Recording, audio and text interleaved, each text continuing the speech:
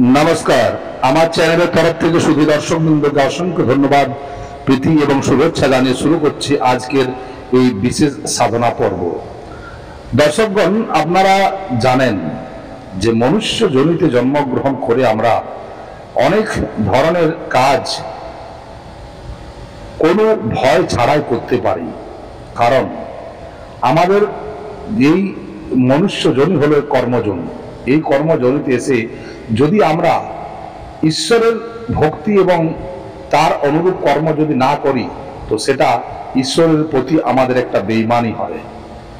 আপনি যদি জন্মগ্রহণ যে জিনিসের জন্য করেছেন, সেই জিনিস যদি আপনি না করেন, তো ঈশ্বর আপনাকে কি কোনোদিন মাফ করবে? এটা ভেবে চিন্তে দেখবেন। যখন কোনো যখন পরমাত্মার কাছ থেকে কোনো জীবাত্মা বিচ্যুত হয়, তখন সেখানে একটা প্রপার লিখিত পরিধ হয়, অর্থাৎ একটা বন্ডিং হয় যে তোমাকে এই সংসারে পাঠানো হচ্ছে, এত ধন দেওয়া হচ্ছে, এত পুত্র দেওয়া হচ্ছে, এত সন্তান দেওয়া, সব কিছু জানিয়ে দেওয়া হয়। শেষে বলা হয় যে তুমি ওই মর্তলোকে গিয়ে আমার নাম ধ্যান করবে, সৎ কর্ম করবে, সৎ কথা বলবে, এইভাবে বলা হয়। সেখানে তখন ওই জীবাত্মা নতমস্তক হয়ে তার প্রতিটি কথা কর্ণপাত করেন এবং স্বীকারোক্তি দেয়। কিন্তু এই মায়ার বন্ধনে এসে সব কিছু সে ভুলে যায়। সে নিজস্ব স্বয়ংকা বৃদ্ধি এবং এই মায়ার উন্মত্তাতে উন্মাদ হয়ে যায় এবং বিভিন্ন রকম পাগলপন কাজ করতে থাকে। তো দর্শকগণ, আজ আমি যে জিনিসটি বলছি বা যে সাধনা পর্বটি বলছি, সেটি হলো একটি যক্ষিণীর সাধনা। এই যক্ষিণীর নাম হলো সুরসুন্দরী যক্ষিণী। যেসব যক্ষিণীরা মানুষের উন্নতি এবং মানুষের সৌভাগ্যকে বৃদ্ধি করে, তার মধ্যে এই সুরসুন্দরী হলো এক অন্যতম। এই সুরসুন্দরী সাধনা যে সাধক করেন, তার জীবনে কোনো দিন কোনো জিনিসের অভাব থাকতে পারে না। কারণ সুরসুন্দরী নাম যেমন কাজ তেমন, অর্থাৎ ইনি এতই সুন্দর বা সৌন্দর্যবান যে আপনি দেখতেই রয়ে যাবেন। সাধক তার দিগ্ভ্রম করে ফেলে। যখন এই দেবী সামনে প্রকট হন, সাধকের মনে বিচিত্র ধরনের অনুভব এবং বিচিত্র ধরনের ধারণা আসতেই পারে। কারণ এর শরীর হলো পদ্মের মতো গোলাপি, হালকা গোলাপি আভাযুক্ত রং এবং খুব সুন্দর চোখ, খুব সুন্দর ঠোঁট এবং হৃষ্টপুষ্ট শরীর এবং তুলোর চেয়েও বেশি নরম তার শারীরিক কঠোরতা। দর্শকগণ, এরকম চেহারা দেখে যে কোনো মানুষের মনে বিভ্রান্তি আসাটা স্বাভাবিক। কিন্তু এক সাধক, সে তার সাধনাকালে বা সাধক তার সাধনা জীবনে এইসব জিনিসগুলো থেকে সম্পূর্ণ বিরত হবে, এটাই সবার কাছে কাম্য। কিন্তু যদি কেউ এইসব জিনিসগুলোর উল্টা করেন, তো তার ফল ভয়ানক হতে পারে। তো দর্শকগণ, এক সাধক তার সাধনাতে বসে তার কুণ্ডলিনী চক্রকে জাগিয়ে বিভিন্ন ধরনের কাজ করে নিতে পারে। যে কোনো সাধনায় সে সিদ্ধি লাভ করতে পারে। দর্শকগণ, এই জীবনে যদি আপনি একটা কোনো সাধনা না করেন, তো এই জীবনটাও বৃথা। এই জন্য আপনাকে দীক্ষায় দীক্ষিত হয়ে, যে কোনো দীক্ষায় দীক্ষিত হয়েই সেই দীক্ষার মন্ত্র ধারণ করে, গুরু ধারণ করে, গুরুর কৃপা লাভ করে আপনি সেই সাধনায় পা রাখবেন। কারণ যে কোনো সাধনাতেই গুরু ধারণ করা অনিবার্য। গুরু ছাড়া কোনো সাধনায় সিদ্ধি লাভ সম্ভব নয় বা সেই সাধনা করা সম্ভব নয়। দর্শকগণ, আর বিশেষ কিছু না বলে আপনাকে এই ভিডিওতে আমি এই সাধনার বিধি বিধান সম্পর্কে অবগত করাতে চাই। সব কিছু বলার পূর্বে আমি আমার দর্শকদের একটা কথা বলি, যারা এখনো এই চ্যানেলটিকে সাবস্ক্রাইব করেননি, তারা অতি অবশ্যই চ্যানেলটিকে সাবস্ক্রাইব করবেন এবং ভিডিও কেমন লাগছে তা আপনারা আপনাদের কমেন্ট বক্সে গিয়ে কমেন্ট অবশ্যই একটা করবেন। এতে আপনাদের তো কোনো পয়সা লাগে না, তাই একটা কমেন্ট অবশ্যই আশা করতে পারি। দর্শকগণ, অনেক অনুসন্ধান, অনেক খোঁজ করার পর এইসব ভিডিওগুলো বানাতে হয়। এর মধ্যে বিধিবিধান, এর মধ্যে মন্ত্র, এর মধ্যে তন্ত্র, কোথায় কি করবেন না করবেন সব জানাতে হয়। তো দর্শকগণ, এতটুকু তো আশা করা যায়। তো দর্শকগণ, আজ আমি এর বিধিবিধান বলে দিই। দর্শকগণ, এই সাধনা আপনারা যে কোনো সোমবার থেকে শুরু করতে পারেন, কিংবা শুক্লপক্ষের প্রথম সোমবার, কিংবা বিশিষ্ট দিন যেমন হোলি, দীপাবলি, চন্দ্রগ্রহণ, সূর্যগ্রহণ, এইসব মূল তিথিতে আপনারা এই সাধনা করতে পারেন।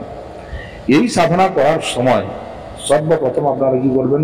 সর্বপ্রথম আপনারা স্নান করে নিবৃত্ত হয়ে একটি কাঠের চৌকির উপর দেবীর একটি ফটো আপনারা লাগাবেন।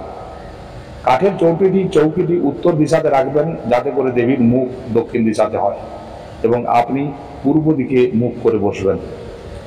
এবং এইভাবে বসার পর সর্বপ্রথম আপনি আচমন ইত্যাদি যেসব পূজার নিয়মগুলো আছে সেই নিয়মগুলো আপনারা করে নেবেন। জল শুদ্ধি, স্থান শুদ্ধি, পুষ্প শুদ্ধি, আচমন, এইসব জিনিসগুলো করার পর আপনি সর্বপ্রথম আপনি গুরুদেবের পুজো করবেন। সর্বপ্রথম গুরুদেবের পুজো করবেন। গুরুদেবের পুজো করার পর গণেশের ধ্যান করবেন। গণেশের যে ধ্যান মন্ত্র সেটা আমি অনেক ভিডিওতেই বলেছি, আপনারা ওই ভিডিওগুলো একটু দেখে নেবেন। দেখে আর আপনারা গণেশের মন্ত্রটা করবেন, এবং গণেশের যে মন্ত্র সেই মন্ত্র এক মালা জপ করে নেবেন। এবং এই মন্ত্র যেটা সেটা আমি বলবো ওম বক্রতুণ্ডায় হুম, এই মন্ত্র জপ করবেন। এরপর আপনি আপনার ইষ্ট দেবী বা দেবতার পূজা করবেন। যে ভগবানের আপনি ভক্তি করেন সেই ভগবানের পূজা করবেন, এবং তার কাছ থেকে আপনি আশীর্বাদ গ্রহণ করবেন, তার আজ্ঞা নেবেন। ঠিক আছে, এইভাবে আপনারা সর্বপ্রথম শুরু করবেন।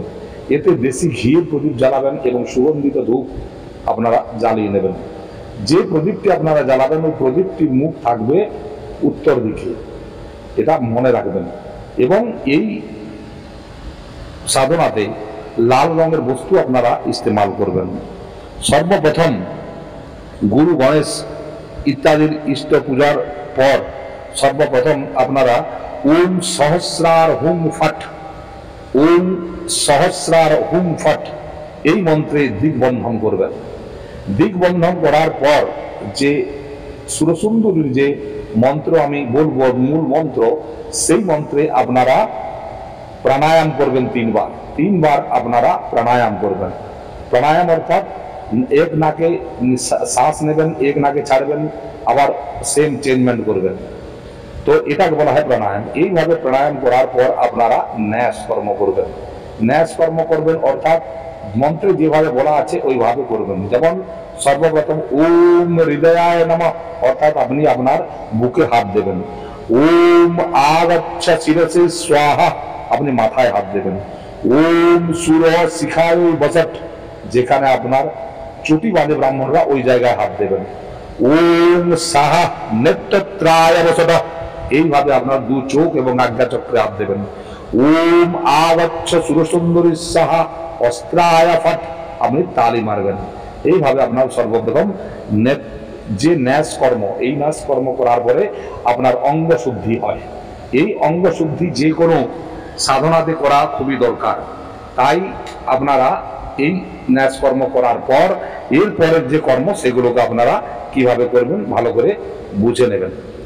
এরপর আপনারা সর্বপ্রথম দেবীর ধ্যান করবেন। এই সুরসুন্দরী দেবীর ধ্যান আপনারা শুনে নেন কিভাবে ধ্যান মন্ত্রটি করবেন। ধ্যান মন্ত্রটি হলো পূর্ণচন্দ্রনাং গৌরীং বিচিত্রাম্বরধারিণীং পিনোন্নত কুচারামাং সর্বজ্ঞাম ভয়প্রদাম। এইভাবে আপনারা এই ধ্যানটি করবেন। আর একবার ধ্যানটি বলে দিচ্ছি।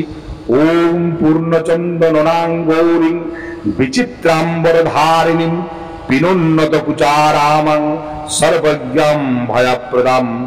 ওম সুরসুন্দরী দেব্যই নমো নমঃ, এইভাবে মন্ত্রটি বলবেন। বলার পরে এরপর আপনারা ধূপ, দীপ, নৈবেদ্য ইত্যাদি দেবীর ভালো করে পূজন করবেন। অর্থাৎ যে কোনো বস্তু আপনি দান করবেন, যেমন আপনি ধূপ দান করছেন, ওম এতদ ধূপম আঘ্রয়ামি সুরসুন্দরী দেব্যই স্বাহা, ওম এতদ দীপম সমর্পয়ামি, ওম সুরসুন্দরী দেব্যৈ স্বাহা, ওম এতম নৈবেদ্যম সমর্পয়ামি, ওম সুরসুন্দরী দেব্যৈ স্বাহা। এইভাবে আপনারা দেবীর পূজন করবেন। পূজন করার পর আপনারা আপনার গুরুদেব যে সুরক্ষা মন্ত্র বা সুরক্ষার কবচ পাঠ করতে বলেছেন সাধনাতে, সেই কবচ আপনারা পাঠ করবেন। এতে আপনার দুর্গা কবচ পাঠ করতে পারেন এবং ভোলেনাথের কবচও আপনারা পাঠ করতে পারেন। আপনার কাছে যেসব সামগ্রীর দরকার, এই সামগ্রীর মধ্যে হলো একটি সুরসুন্দরী আকর্ষণ যন্ত্র এবং একটি যক্ষিণী আবাহন মালা, অর্থাৎ যক্ষিণীর মন্ত্র জপ করার মালা, এবং যদি যক্ষিণী সম্মোহন গুটিকা পান তো এটাও রাখতে পারেন। এই তিনটি জিনিস আপনাদের দরকার। এছাড়া আপনার রক্ষা মালা তো আপনার গুরুদেব থেকে আপনি প্রদত্ত হতে পারেন, সেই মালা আপনি গলায় ধারণ করবেন যাতে আপনার রক্ষা হয় অন্য কোনো নেগেটিভ এনার্জি থেকে। এরপর আপনারা কি করবেন, ওই যে কুবের যে যন্ত্রটি আছে সুরসুন্দরী যন্ত্র, ওই যন্ত্রতে কুবেরজির পূজা করবেন। কারণ কুবেরজি হলেন এই জগতের রাজা, তার বিনা পারমিশনে কোনো যক্ষিণী বা যক্ষ আপনার কাছে আসবে না। তাই তার কাছে আজ্ঞা নেবেন এবং এই যক্ষিণীকে আসার জন্য অনুরোধ করবেন। আপনারা দেখুন আপনাদের কাজ কিভাবে সম্পন্ন হবে। এই যক্ষিণীর সাধনা আপনাদের সকাল, সন্ধ্যা এবং দুপুর, এই তিনটি সময় ত্রিসন্ধ্যা আপনাদের করতে হবে। আপনারা প্রতিটি সন্ধ্যায় অর্থাৎ সকালে 1000 মন্ত্র জপ করবেন, দুপুরে 1000, রাত্রিতে 1000। রাত্রিতে কিন্তু আপনারা 9টা থেকে বসবেন এই মন্ত্র জপ করতে। এবং মনে রাখবেন রাত্রিতে 11:30টার যে টাইম, এই টাইমটি আপনাদেরকে মন্ত্র জপ করতেই হবে। তাই ভালো করে কি মনে রাখবেন। এইভাবে 3000 মন্ত্র আপনাকে প্রতিদিন জপ করতে হবে এবং এই সাধনাটি মোট 21 দিনের সাধনা আপনি করতে পারেন, 41 দিনেরও সাধনা করতে পারেন, তবে মিনিমাম 21 দিনের সাধনা আপনাকে করতে হবে। এই সময়ে এই মন্ত্র জপ করার পর আপনি একটি হবন করবেন এবং হবন করবেন কি দিয়ে? গুগল, চিনি এবং ঘি। গুগল এক ধরনের ধূপ, সেটা আপনারা অনলাইন পেয়ে যাবেন, এবং ঘি এবং চিনি দিয়ে আপনারা মূল মন্ত্র অর্থাৎ সুরসুন্দরীর যে মূল মন্ত্র, সেই মন্ত্রতে আপনারা এই হোম করবেন। এই দেবীর সাধনা করলে দেবীকে আপনি মাতৃরূপে, আপনার মাতৃরূপ, পত্নী রূপ এবং আপনার বোনের রূপ, এই 3 রূপে আপনি সাধনা করতে পারেন। তবে আমি যত শিষ্যবর্গ আছে, যত সাধক আছে, তাদেরকে বলবো যে আপনারা মাতৃরূপে করবেন। মাতৃরূপে যদি আপনি এই দেবীর সাধনা করেন, এই দেবী পুত্রবৎ আপনাকে পালন করবেন। আপনাকে দুনিয়ার সমস্ত সুখ দিতে তিনি আপ্রাণ চেষ্টা করবেন এবং আপনার প্রোটেকশন সর্বদা তিনি করতে থাকবেন।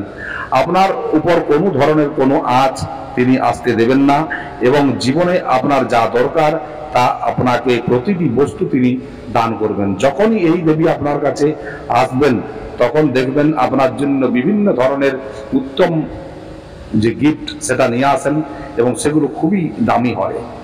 বিভিন্ন ধরনের পানীয় নিয়ে আসেন, যা পান করার পরে আপনার শরীর রোগমুক্ত এবং আপনি আনন্দময় হয়ে যাবেন। দর্শকগণ, এই দেবীর সাধনা খুবই ভালো, আপনারা নির্বিবাদ করতে পারেন। তবে মন্ত্র দীক্ষায় দীক্ষিত হয়ে গুরু ধারণ করার পরেই এই সাধনা করবেন, নতুবা এ ফলদায়ী হবে না। এই সাধনার যে মূল মন্ত্র সেটি আমি বলে দিই। এই সাধনায় যে মূল মন্ত্র হলো সেটি হলো ওম হ্রিং সুরসুন্দরী স্বাহা, ওম হ্রিং আগচ্ছ সুরসুন্দরী স্বাহা। এই মন্ত্রটি আপনারা জপ করবেন। এই সাধনা আপনারা আপনার বাড়িতে একান্ত রুমে করতে পারেন, আপনারা যে কোনো মন্দিরে করতে পারেন, দুর্গা মন্দিরে করতে পারেন, কোনো খালি জায়গাতে গিয়ে করতে পারেন, যে কোনো জায়গাতে এই মন্ত্র করে এই সাধনা করা যায়। এর জন্য আপনারা চিন্তা করবেন না। এই দেবীর সাধনা যে সাধক করে জীবনে রোগমুক্ত এবং বিভিন্ন কষ্ট থেকে মুক্তি লাভ করেন।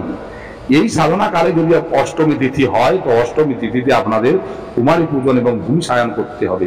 ওই দিন নমক এবং টক এই 2 জিনিস আপনারা খাবেন, অর্থাৎ লবণ এবং টক খাবেন না। এটা প্রতিবন্ধকতা থাকলো। আপনারা এই দেবীর সাধনা করুন এবং সাধনায় সিদ্ধি লাভ করুন, এটাই আমি চাই। যদি কোনো দরকার হয় আমাকে আপনারা ফোন করতে পারেন, আমার ফোন নম্বর ভিডিওতে পেয়ে যাবেন। যে কোনো সাধনা সামগ্রী আপনাদের যদি দরকার হয় আমি উপলব্ধ করিয়ে দেব, আপনাদের চিন্তার কোনো দরকার নেই। এর জন্য যে শুল্ক লাগে সেটা আপনাদের পেড করতে হবে। দর্শকগণ, এই সাধনা একবার করে নিলে জীবনে আর কোনোদিন কোনো জিনিসের দরকার হবে না। আপনারা বেফিকর থাকতে পারবেন এবং জীবনে আনন্দ উপভোগ করবেন। দর্শকগণ, এই সব বলেই আজ মা তারার নামে জয়ধ্বনি দিয়ে এই ভিডিওটি এখানেই শেষ